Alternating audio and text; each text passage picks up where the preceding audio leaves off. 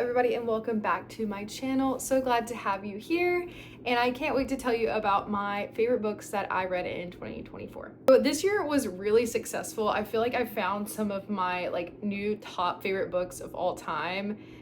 There was some really great books that came from this year, some of them being new releases, some of them being from my backlog, some of them being me finishing a series that I have had in the works for a long time. But let's just dive in, and I might also share at the end some of my least favorite books. Starting with an honorable mention that was on my list up until the very end of the year, really close to being on that top list, and that is Counting the Cost by Jill Duggar. It is a memoir written from her perspective about her childhood and the impact that her extreme religion had on herself and her family, and kind of her overcoming obstacles that were beyond her control, and how that kind of formed her into who she is today and how she has continued to view her faith. And so I found this really relatable and very impactful. I think that this is really well done. I thought it was really well written.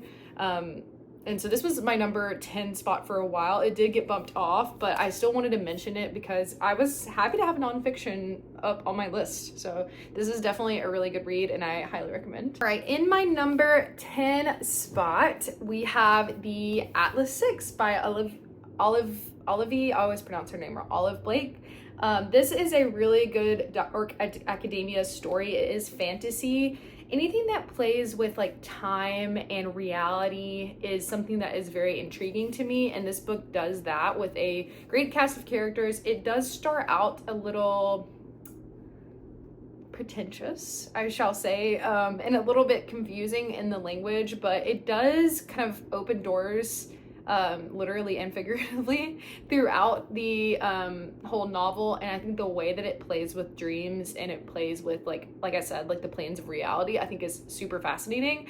I have the rest of the series on my list to read this year, and I really enjoyed my time with this. I did have a couple of great quotes from here as well, and I think that it is just really well done. So you should read this.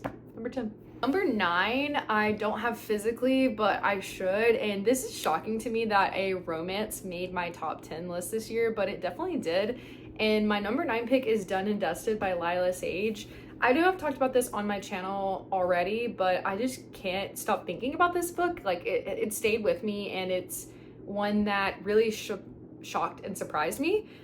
Our main character in this book, Clementine, she does have ADHD, and I thought that was really cool to see that represented in a woman in her 20s in a book, which I've never seen before. And it's just really well done. I think the romance is really sweet. I think the family dynamics and the interpersonal struggles that she experiences are very well fleshed out and not shallow at all. I think the romance is very just fun. And so I will continue to read this series. I did read the second one that last year as well. It didn't quite hit the same for me, but this the first one remains on my list. I really enjoyed it. Number 8, we have Yellow Face by R.F. Kuang. I really enjoyed this literary fiction story of our main character, who is friends with another well-published popular author, and our main character is not doing so well in her writing journey. And so she holds a lot of bitterness towards her friend, and essentially, this is not a spoiler because it's early in the book, but her friend dies, and she basically takes over her story and pretends that it's her own. It is a story about cultural appropriation. It's a story about writers and writing and publishing, and how guilt can take over your life and make you feel. And it's very interesting, very introspective. It's funny.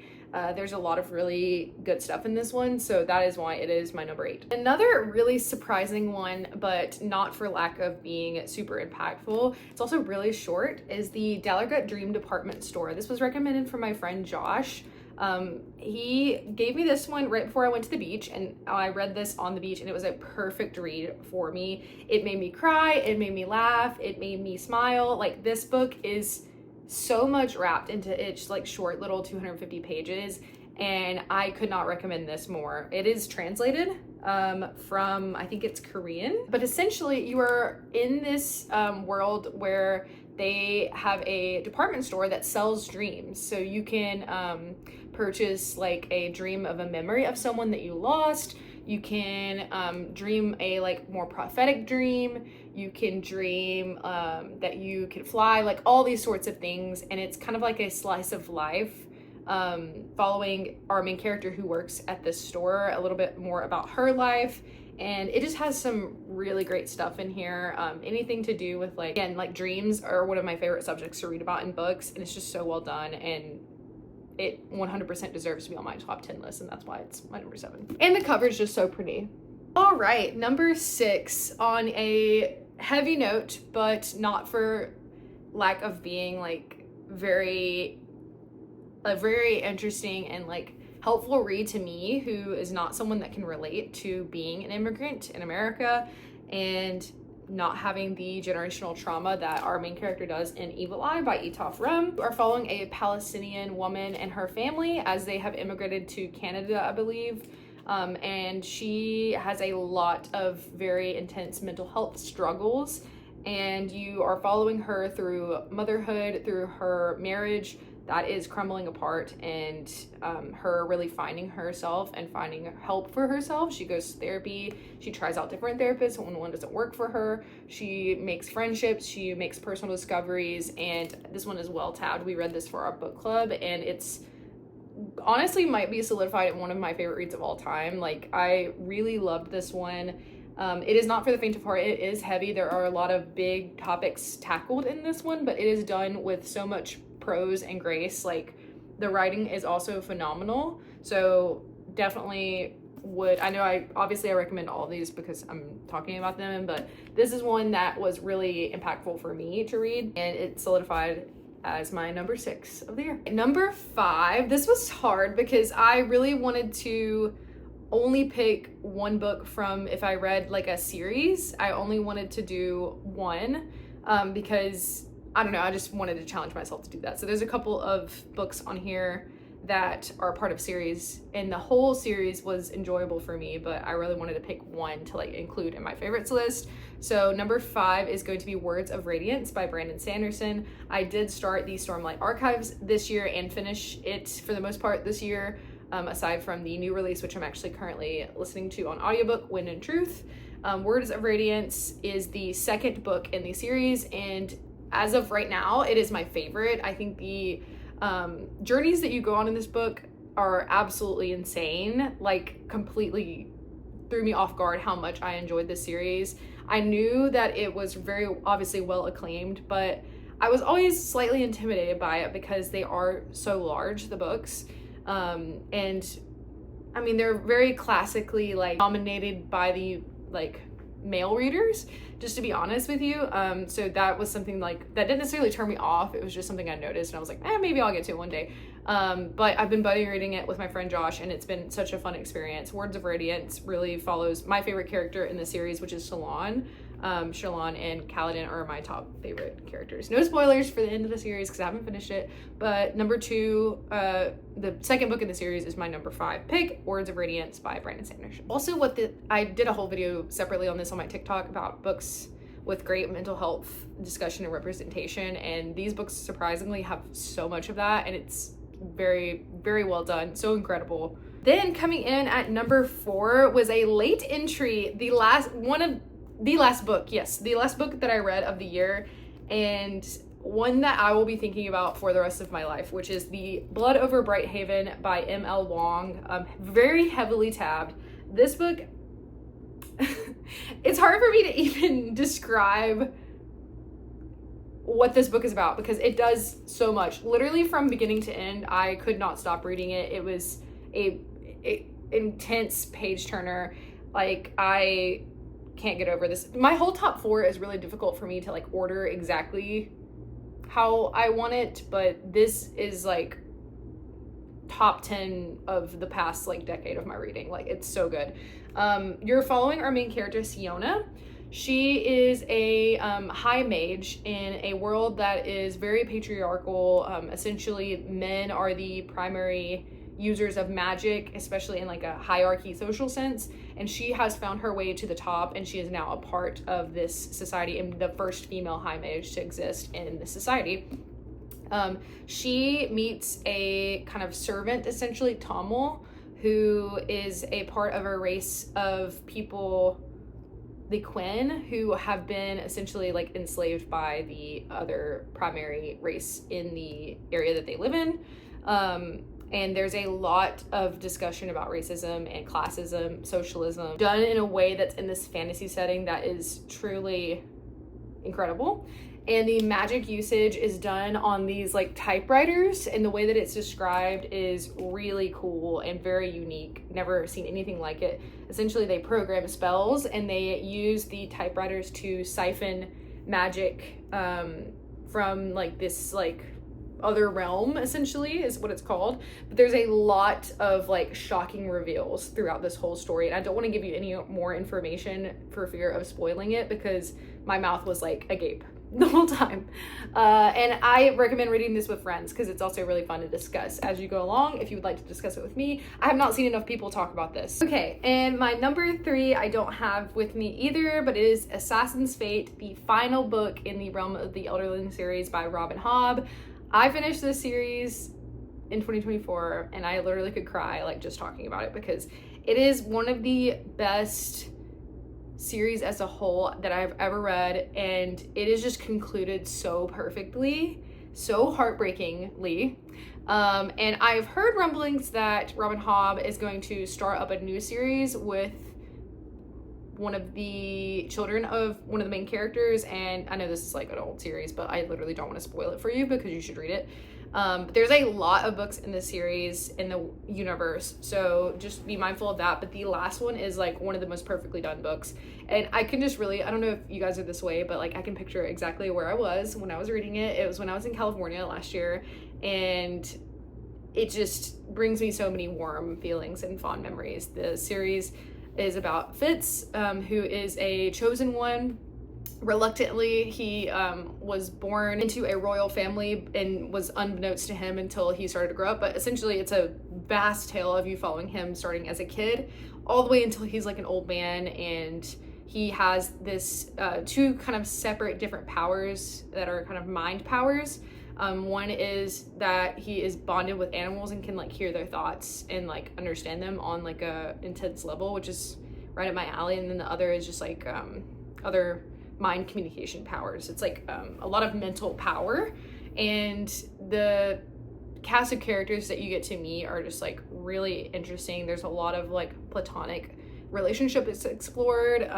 There's romantic relationships. There's everything. It has major big quest vibes. If you're into that, you would really like this series. So the last book is my number 3. And then I know I've talked about this one already on here, as well as my number 1, but my number 2 is Children of Time by Adrian Tchaikovsky. This one really shocked me too, and another recommendation from my friend Josh, but I did not expect this to be on my top list, let alone my number 2 of the year. I did read this like earlier in 2024, but it continued to be one that I thought of and that I went back to, and that my mind just like kept being drawn to.